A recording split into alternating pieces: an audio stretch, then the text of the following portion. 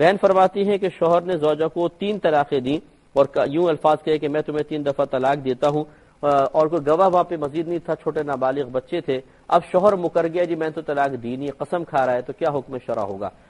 دیکھیں شرعی مسئلہ تو یہی ہے کہ اگر پہلی بات تو یہ کہ طلاق کے وقوع کے لیے گواہ شرط نہیں ہے، لہٰذا اکیلا شوہر بیٹھا ہوا کمرے میں وہ بھی اگر لفظ طلاق کہہ دے گا طلاق واقع ہو جائے گی، یہ اچھی طرح یاد رکھیں.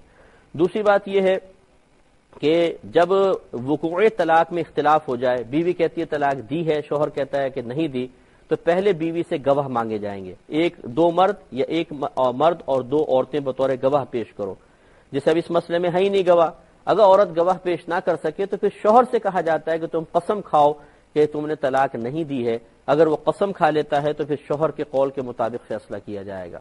اب اگر عورت یہ سمجھتی ہے کہ یہ جھوٹ بول رہا ہے، میرے سامنے 3 طلاقیں دی، اس کو کامل یقین ہے، تو پھر فقہا نے فرمایا کہ جس طرح ہو سکے اپنے آپ کو شوہر سے بچائے، اور اگر نہیں بچا سکتی، مثلا بھائی بہن یا ماں باپ کہتے ہیں کہ بس تم جاؤ اس کے ساتھ، تم غلط کہہ رہی ہو، شوہر سے ہی کہہ رہا ہے، اور بیوی سمجھ رہی ہے کہ یہ غلط بیانی کر رہے ہیں اور وہ مجبور ہے، تو پھر تمام تر وبال اس شوہر کے اوپر ہوگا.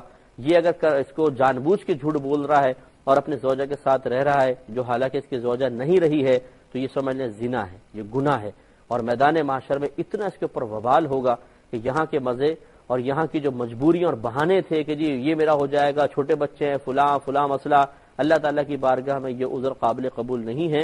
اللہ تعالیٰ کے فیصلے اٹل ہیں. گناہ کے باب میں اس قسم کے بہانے کرنا یہ قطعاً غیر مناسب ہے. اگر اسی طرح بہانے کر کے ہر شخص حرام کو حلال کرتا رہے گا تو بتائیے آزمائش اور امتحان کاہے کا رہا؟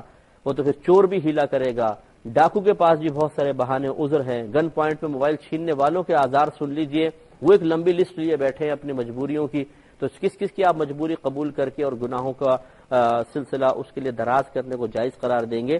اس لیے گناہوں سے بچنے میں امتحان آزمائش ہے. اللہ تعالیٰ کے فیصلے کو قبول کرنا ہی ضروری ہے، ایسے اسے کرنا پڑے گا.